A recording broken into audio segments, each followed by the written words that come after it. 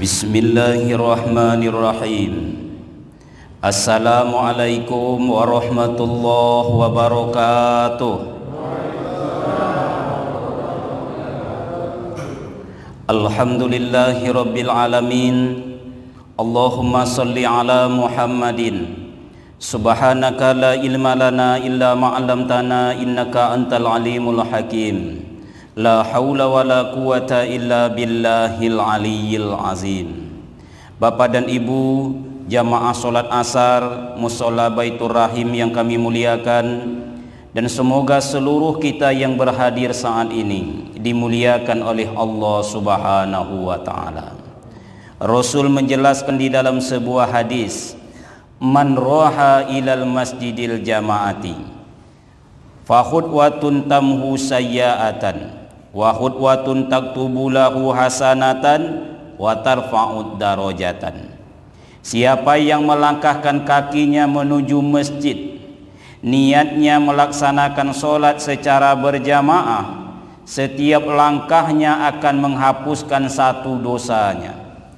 Langkah kedua ditulis untuknya satu hasanah, satu pahala, dan langkah yang ketiga mengangkat satu derajatnya. Makin banyak langkah yang kita ayunkan menuju masjid atau musola niatnya sholat berjamaah, makin berguguran dosa-dosa, makin banyak ditulis pahala, dan makin tinggi derajat kita. Maka tak kala kita diserukan kepada sebuah amal, mudah-mudahan kita tidak termasuk orang yang menunda-nunda. Karena menunda sebuah amal tersebut merupakan suatu perkara yang sangat dilarang dalam agama kita yang mulia ini. Di dalam pepatah Arab diajarkan, la tu'akhir amala yaumi ila ghadin. Janganlah hendaknya kita termasuk orang yang suka menunda-nunda pekerjaan yang bisa sebenarnya kita kerjakan hari ini, kita tunda sampai besok. Dalam bahasa lain, don't wait till tomorrow what you can do today. Jadi agak digayakan sedikit, Pak. Padahal bisa saya baik-baik, don't wait till tomorrow what you can do today, tapi kurang mantap. Harus don't wait till tomorrow what you can do today. Supaya jangan terlalu tegang, Pak. Saya tak nampak mulut Bapak tersenyum atau tidak. Entah gotok goroman sama ambo, boleh jadi mulutnya sedang menggigit katanya. Tapi saya kan tak nampak. Tapi saya tetap berbaik sangka. Jangan kita termasuk orang yang suka menunda-nunda pekerjaan sampai besok. Dari sekian banyaknya pekerjaan yang tak boleh ditunda, paling tidak ada 5 hal yang betul-betul tak boleh ditunda dalam ajaran agama yang mulia ini. Apa itu? Yang pertama adalah memuliakan tamu. Jadi bila ada seseorang bertamu ke rumah kita, segera muliakan. Karena Rasul menjelaskan, man kana yu'minu billah wal yaumil akhir falyukrim dhaifahu, rawahu Muslim. Siapa yang mengaku ia beriman kepada Allah, beriman dia kepada kampung akhirat, hendaklah ia memuliakan tamu yang datang ke rumahnya. Muliakan. Yang kedua yang tak boleh ditunda yaitu menyelenggarakan jenazah, mengubur jenazah. Tak boleh ditunda-tunda, segerakan. Kalau seandainya dia orang soleh, maka akan bertambah kebaikan untuknya. Kalau seandainya dia itu orang salah, maka terputus kejahatan itu daripadanya. Jangan ditunda-tunda. Yang ketiga adalah membayar hutang. Hutang pun tak boleh ditunda-tunda untuk pembayarannya. Segera bayar. Karena hutang yang tak terbayar itu merupakan kawan di waktu siang, kawan buruk di waktu siang, dan kawan tidur yang buruk di waktu malam. Maka jangan ditunda-tunda. Yang keempat, mengawinkan anak perempuan kalau sudah cukup usianya. Dan yang kelima, bertobat. Dari yang 5 perkara ini, yang akan kita bicarakan adalah tentang bertobat. Mengapa demikian? Yang 4 di atas itu Bapak Ibu bisa diwakilkan oleh orang lain. Umpamanya memuliakan tamu, awak tak bisa suruh istri, suruh anak. Menyelenggarakan jenazah merupakan fardu kifayah. Membayar hutang mungkin ada ahli waris. Tapi kalau untuk melaksanakan tobat tidak bisa diwakilkan. Maka dalam pertemuan kita kali ini kita akan membicarakan perkara yang sangat urgen ini, yang sangat penting ini, yaitu segera bertobat. Berdasarkan firman Allah di dalam surat At-Tahrim, surat yang ke-66 ayat yang ke-8, Allah memanggil kita tentang perkara ini. Ya ayyuhallazina amanu tubu ilallahi taubatan nasuha. Duhai orang-orang beriman, kata Allah, tobatlah engkau kepada Allah dengan sebenar-benarnya tobat. Allah memanggil orang beriman menunjukkan kepada kita masalah tobat bukan masalah dosa. Sebab kalau tertanam di hati kita masalah tobat adalah masalah dosa, banyak orang yang mengaku tak berdosa. Dia hanya baru mau bertobat kalau tak kala memang terlanjur berbuat dosa. Makanya tak dipanggil orang yang berdosa, tapi dipanggil orang yang beriman. Kalau begitu, masalah tobat ini adalah masalah fardu ain. Masalah kewajiban setiap kita yang mengaku beriman, bukan setiap kita yang mengaku berdosa. Yang mengaku beriman, siapapun orangnya, nak laki-laki, perempuan, tua, muda, miskin, kaya, dimanapun dia berada, di desa, di kota, di lembah, di gunung, di sungai, di ngarai. Kalau dia mengaku orang beriman, wajib dia mendengarkan panggilan ini. Duhai orang beriman, kata Allah, bertobatlah kepada Allah dengan sebenar-benarnya tobat. Rasul pun demikian memanggil kita manusia. Ya ayuhan nas, wahai manusia, tubu ilallahi wastaghfiruh. Bertobatlah kepada Allah dan selalulah kalian memohon ampunan. Selalulah kalian beristighfar, kata Rasul. Fa inni atubu fil yaumi mi'ata marotin. Karena sesungguhnya demi Allah, kata Rasul, aku ini, padahal Rasul tak ada dosa, Pak. Aku ini, kata Rasul, istighfarnya, bertobatnya 100 kali sehari semalam. Tak ada dosa Rasul. Awak kaum muslimin yang berbahagia, istighfar kita cuma 3 kali. Dosa awak menumpuk. Cuman memang kalau ditengok dari luar kayaknya awak ni tak berdosa. Termasuklah saya yang menyampaikan ini. Tengoklah Bapak Ibu, mana ada dosa? Kopiah putih, pakai jenggot, baju putih, jalan menunduk, dipanggil orang yang mulia, al-mukarram. Mana ada dosa? Tengoklah. Tapi siapa manusia ini yang tak berdosa, Pak? Rasul mengatakan kullu bani Adam khata'. Setiap anak cucu Adam itu pasti punya salah, pasti punya dosa. Cuman kalau ditengok memang dosa ini seperti corona, tidak nampak. Tak tampak bukan berarti tak ada. Karena adanya itulah Bapak pakai masker.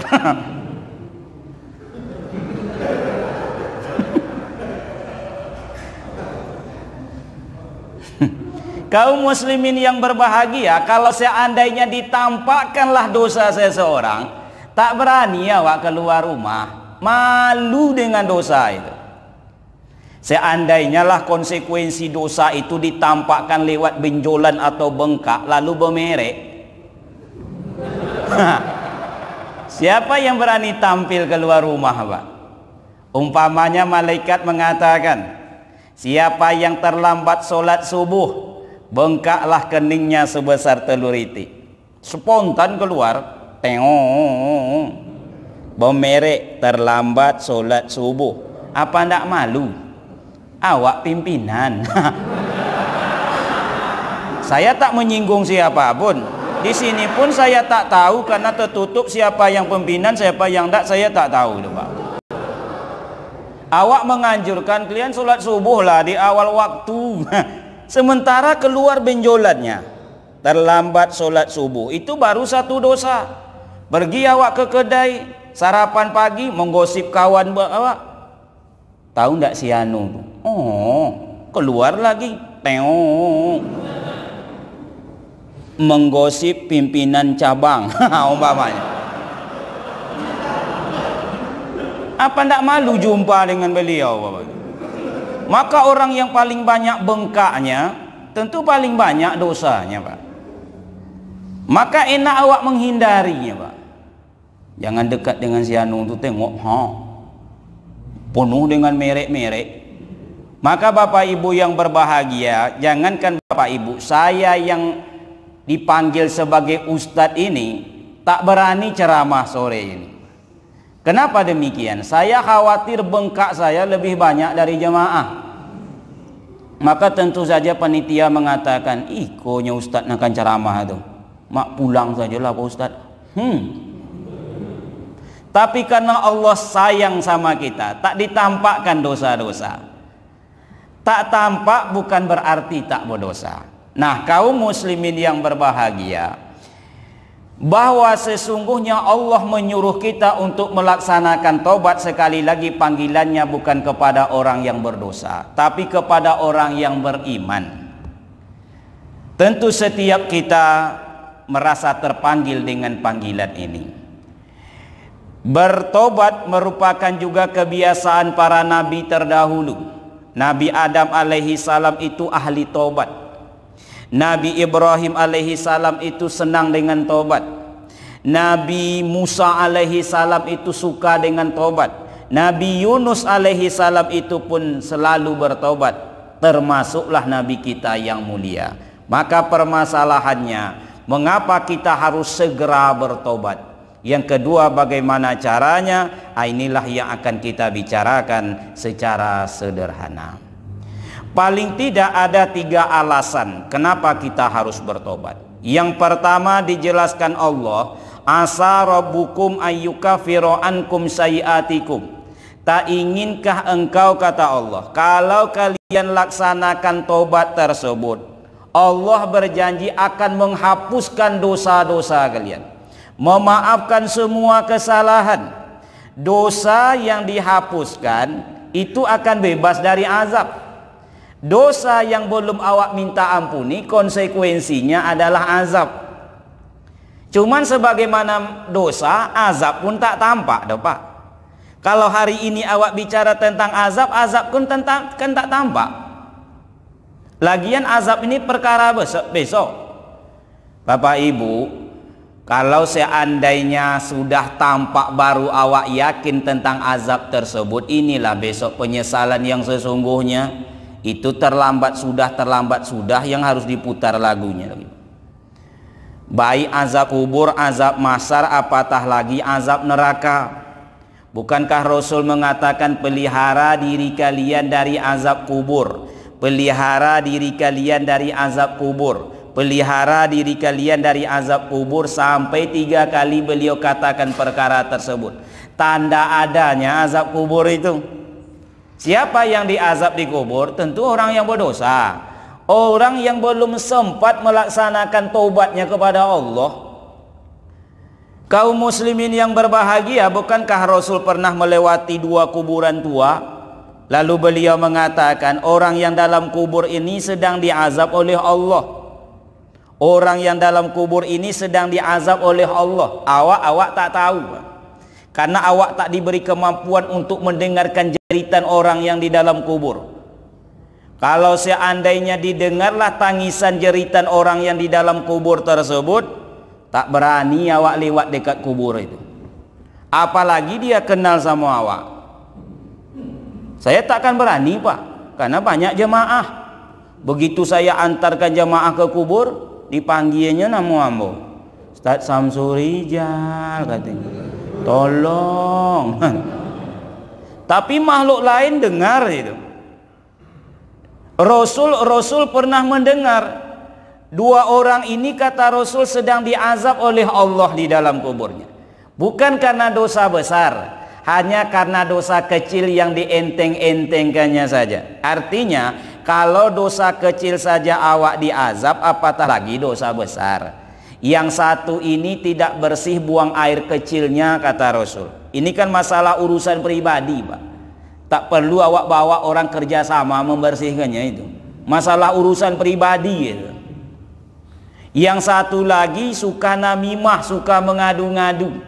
Pergi ke tempat si A, mukanya mirip huruf A. Pergi ke tempat si B, mukanya berubah menjadi huruf B. Pindah ke tempat si C, dia pun menyesuaikan diri seperti si C. Jadi begitulah dia ABC dalam kehidupannya tersebut. Mengadu-ngadu, diazab oleh Allah Subhanahu wa taala. Nah, kaum muslimin, kalaupun seandainya awak tak percaya dengan azab kubur tersebut, konsekuensi daripada dosa yang belum dihapuskan itu, maka sekali-kali tengok-tengoklah, antar-antarlah orang ke kubur, ikut menyelenggarakan fardu kifayahnya. Kalau seandainya tak masuk kerja, pahalanya besar tuh Bapak Ibu. Memandikan dapat besar, pahalanya sebesar bukit Uhud. Mengapani ikut menarik kiri kanannya sedikit, menariknya talinya sedikit, pokoknya belajar sedikit, pahalanya sebesar bukit Uhud. Ikut menyolatkan, pahalanya sebesar bukit Uhud. Nah, ikut mengantarkan ke kubur, itu pahalanya pun sebesar bukit Uhud. Maka sekali-kali ikutlah mengantar. Tengok mayat itu masuk ke dalam kubur lah. Dapat pelajaran tuh Pak. Nampak azab kubur tersebut. Nampak azab kubur itu. Tapi bukan api yang menyala, enggak. Malaikat mungkar wa nakir yang menanya, enggak. Ular yang menggigit, yang melilit, enggak. Nah, itu yang nampak. Yang tiga ini nampak nih Pak. Apa itu? Pertama, kubur itu sempit. Sempit itu azab. Tengoklah orang dalam kubur itu. Jangankan untuk berdiri, duduk pun dia tak bisa. Jangankan duduk, telentang tidak memungkinkan. Kalau sakit-sakit pinggangnya rasanya, nak menelentang begini, tak bisa doh Pak. Miring ke kanan ke arah kiblat. Mati itu terlalu sakit di dalam kubur, terlalu sempit. Ular dan kala datang menggigit, papan dan bumi pula menghimpit. Sempit, gelap, tak ada lampu. Awak ini bisa beraktivitas karena ada cahaya. Kalau tak ada cahaya, tak bisa awak beraktivitas. Mata sehat tapi cahaya tak ada, tak bisa awak menengok. Kalau tak percaya, cobalah nanti malam. Mata awak kan sehat, matikan lampu. Tak nampak. Kubur itu gelap. Tak bisa dimasukkan listrik ke dalamnya. Liang lahat muat seorang, gelapnya wahai tidak terperi. Selesai tanah ditimbun orang, tinggallah badan seorang diri. Yang ketiga adalah sendirian. Awak ini baru bahagia, baru enak kalau ada orang lain. Di kubur itu sendirian. Sesayang-sayangnya anak sama orang tua, tetap ditinggalkannya awak. Akan berlakulah hari yauma yafirul mar'u min ahihi. Pada hari itu seseorang akan lari dari saudaranya. Wa ummihi, dari ibunya. Wa abih, dari ayahnya. Wa sahibatihi, dari sahabatnya. Wa banih, dari anak kandungnya. Likulli mri'in yauma izin sangnu yughnih. Hari itu awak ditinggalkan di dalam kesendirian. Nampak azab tersebut, konsekuensi daripada dosa yang belum terampuni. Itu baru azab kubur. Belum lagi azab mahsyar. Tak kala awak besok digiring ke sebuah tempat yang disebut dengan mahsyar, itu artinya tempat berkumpul. Seluruh umat manusia yang pernah diam di muka bumi ini berkumpul di suatu tempat. Namanya padang mahsyar. Di depannya itu rasul-rasul yang menjadi pimpinannya. Kalau dia umat Nabi Musa lah yang di depan. Kalau umat Nabi Isa lah yang di depan. Nah, kalau umat Nabi Muhammad lah yang di depan. Seluruh umat manusia berkumpul di tempat tersebut. Nama tempatnya Padang Mahsyar. Menuju ke tempat di situ macam-macam bentuknya. Ada yang berjalan, ada yang berkendaraan. Yang engkar mukanya yang berjalan, Pak. Kakinya ke atas, kaki ke atas, muka ke bawah. Kok bisa, Pak Ustaz? Sebagaimana Allah ciptakan dia dulu bisa berjalan dengan kaki, Allah pun bisa menciptakan orang itu berjalan dengan mukanya. Ada orang yang membawa bendera. Siapa itu? Yaitu para pendusta, para pembohong. Jadi hati-hati kalau berbohong, Pak. Orang itu besok akan dikumpulkan di padang mahsyar, dia bawa bendera, saya seorang pendusta. Luar biasa ya. Ada yang dikumpulkan dengan badannya sebesar semut. Siapa itu? Orang-orang yang membesarkan diri, yang sombong di dunia dulu, yang kelebihannya itu digunakannya untuk kedurhakaan kepada Allah, maka badannya mengecil. Ada orang yang suka meminta-minta padahal dia cukup, cuman sebentar-sebentar meminta, sebentar-sebentar meminta. Rasul melarang itu. Kenapa demikian? Dia akan tampil besok di padang mahsyar dengan muka tanpa daging, tulang saja, Pak. Macam-macam bentuknya. Dan secara umum manusia itu dalam kepanasan. Matahari 1 mil di atas kepala.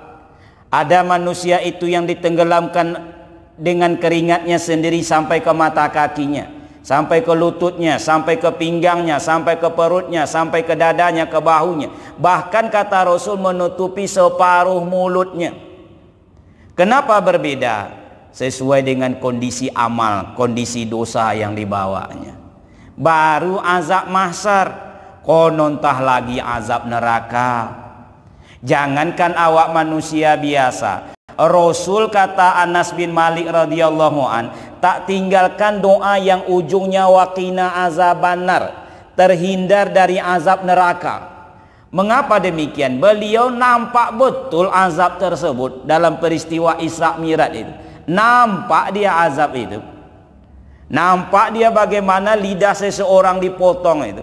Nampak beliau bagaimana tangan seseorang dipotong tersebut. Nampak beliau bagaimana punggung seseorang yang disetrika tersebut, dan berbagai macam bentuk azab lainnya. Maka wajar Rasulullah itu tak tinggalkan doa waqina azabannar. Bukalah lembaran Al-Quran yang mulia. Setiap kata azab selalu diikuti dengan sifatnya. Walahum azabun alim, walahum azabun muhin, walahum azabus syadid, walahum azabun azim, dan selanjutnya dan seterusnya. Menunjukkan kepada kita ngerinya azab tersebut. Ada orang soleh dahulu, kata Rasulullah di dalam kisah sahih, saking takutnya dengan azab dia berpesan kepada anaknya, nah, bila ayah besok meninggal, maka bakar sajalah jasad ayah ini sampai menjadi tepung, menjadi debu. Lalu biarkanlah angin yang bertiup untuk menebarkannya di permukaan bumi ini. Tidak usah diselenggarakan. Bakar sampai hangus, sampai jadi debu. Biarkan angin yang bertiup untuk menyebarkannya di permukaan bumi ini. Lalu oleh anak ini dikerjakanlah amanah dari ayahnya itu. Maka setelah itu Allah bertanya kepada orang tersebut. Dikumpulkan, disuruh bumi mengumpulkan debu-debu yang berterbangan. Lalu orang itu berdiri di hadapan Allah. Kisah ini kisah sahih dari Rasulullah. Maka Allah bertanya kepada hambanya itu, mengapa engkau lakukan perkara seperti itu? Membakar jasad, meminta diri supaya dibakar jasadnya sampai menjadi tepung, kemudian disuruh menyebarkannya di permukaan bumi. Dijawab, semua itu kulakukan ya Allah karena aku sangat takut dengan azabmu. Maka karena rasa takutnya yang begitu rupa, Allah ampuni dosa-dosanya. Kaum muslimin yang berbahagia, Allah memanggil kita, wahai hambaku, kata Allah, janganlah kalian berputus asa dari rahmat Allah. Sesungguhnya innallah yaghfiru dzunuba jami'a. Allah berjanji akan mengampuni seluruh dosa yang pernah kalian lakukan, memaafkan semua kesalahan yang kalian kerjakan. Innahu huwat tawwabur rahim. Allah itu maha penerima tobat. Kaum muslimin yang berbahagia, maka kita disuruh bertobat untuk menghapuskan dosa-dosa yang sudah berlalu. Awak ini enak Bapak Ibu menjadi umat Nabi Muhammad ini. Beda dengan Nabi Adam alaihi salam. Nabi Adam alaihi salam tak kala ia berdosa, konsekuensi yang diterimanya pertama terusir dari dalam surga. Semua kemewahan yang dirasakannya itu diputuskan oleh Allah. Awak alhamdulillah hendak. Dosa apapun yang awak lakukan, rumah kita tak hilang. Kendaraan kita tak raib dah Pak. Kita tetap disehatkan, pakaian tetap terpakai. Kalau Nabi Adam begitu ia melakukan dosa, kulnah bitu minha jami'a, keluar dari dalam surga. Awak tak kala melakukan dosa, bukannya diusir dari dalam surga, malah diundang ke dalam. Asa rabbukum ayyukafiru ankum sayiatikum wa yudkhilakum jannatin tajri min tahtihal anhar. Allah hapuskan dosa-dosamu dan Allah berjanji akan memasukkan engkau ke dalam surganya. Jauh beda. Nabi Adam terusir dari dalam surga. Awak begitu berdosa lalu bertobat, diundang ke dalam. Enak jadi umat Nabi Muhammad. Yang kedua, Nabi Adam alaihi salam itu tak kala dia berdosa, dia dipisahkan dari orang yang dicintai, dari istrinya. Pisah, jauh. Kita alhamdulillah tidak ada berpisah dah Pak. Bahkan kadang-kadang malam ini suaminya melakukan dosa, malam besok ngumpul dia dengan istrinya. Tak tahu istrinya. Dan tak dipisahkan oleh Allah. Karena Allah sayang kepada umat Nabi Muhammad ini. Tak dipisahkan. Kalau Adam alaihi salam, yang satu di barat, yang satu di timur, berjalan dulu Adam dan Hawa tersebut sejauh-jauhnya, baru berjumpa di satu tempat yang disebut dengan Padang Arafah, di Bukit Jabal Rahmah. Jadi Bapak Ibu yang pergi menunaikan ibadah haji, ibadah umroh, pastilah jalan-jalan ke sana tuh Pak. Padang Arafah, di situ ada Bukit Jabal Rahmah. Orang Indonesia banyak bawa spidol ke sana Pak. Nulis-nulis, menulis calonnya supaya dijumpakan oleh Allah. Atau bahkan ada yang berpesan itu, tolong nanti dituliskan nama saya, sirik itu. Dipisahkan oleh Allah. Awak alhamdulillah tak dipisahkan.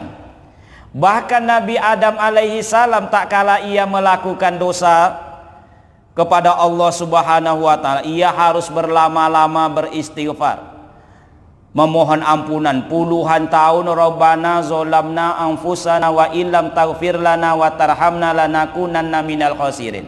Kita enggak.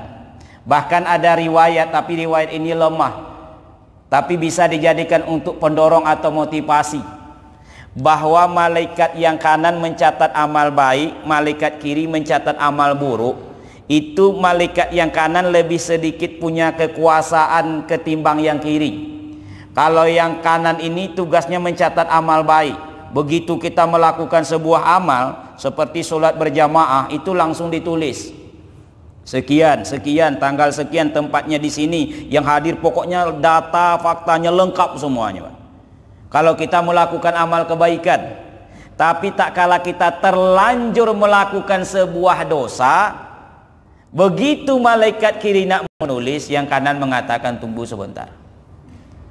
Apakah dia menyesal terhadap dosa yang dilakukannya? Kurang apa sayang Allah?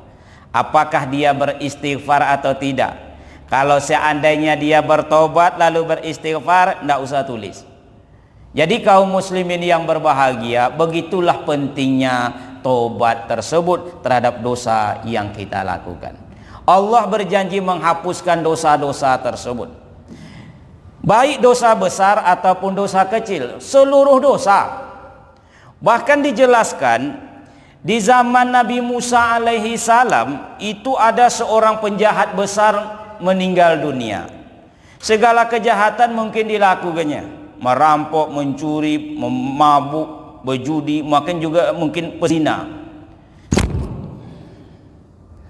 Tanda waktu hampir selesai, Pak. Saya heran kok bisa tumbang sendiri, Pak, ya.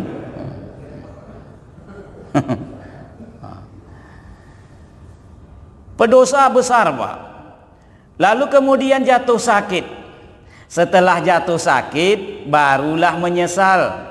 Tapi masyarakat sudah terlanjur benci. Dibuanglah si sakit ini yang penuh dosa ini ke sebuah tempat-tempat pembuangan sampah atau kotoran. Disitulah dia menyesal, kemudian meninggal dunia. Allah berfirman kepada Musa, "Wahai Musa, kau pergilah ke kampung tersebut, ke tempat kotoran pembuangan sampah. Di situ ada seorang hambaku meninggal dunia. Selenggarakan fardu kifayahnya." Orang tak mau menyelenggarakannya karena dia seorang pendosa.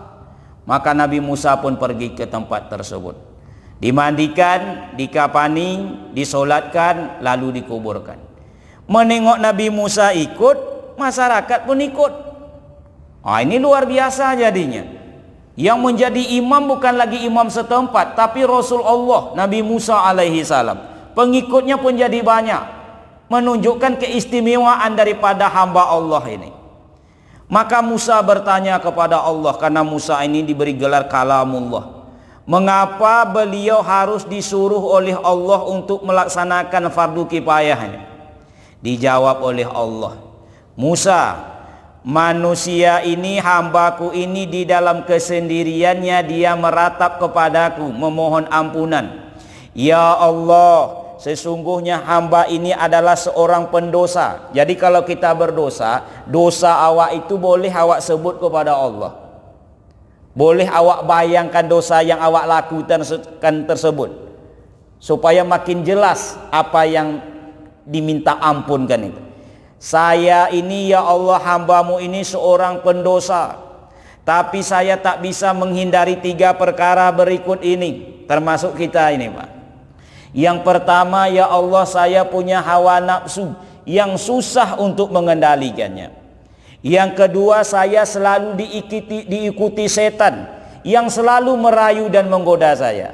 Dan yang ketiga, saya tinggal di lingkungan yang buruk, punya teman-teman yang suka menghasut, yang mendorong saya untuk melakukan kejahatan.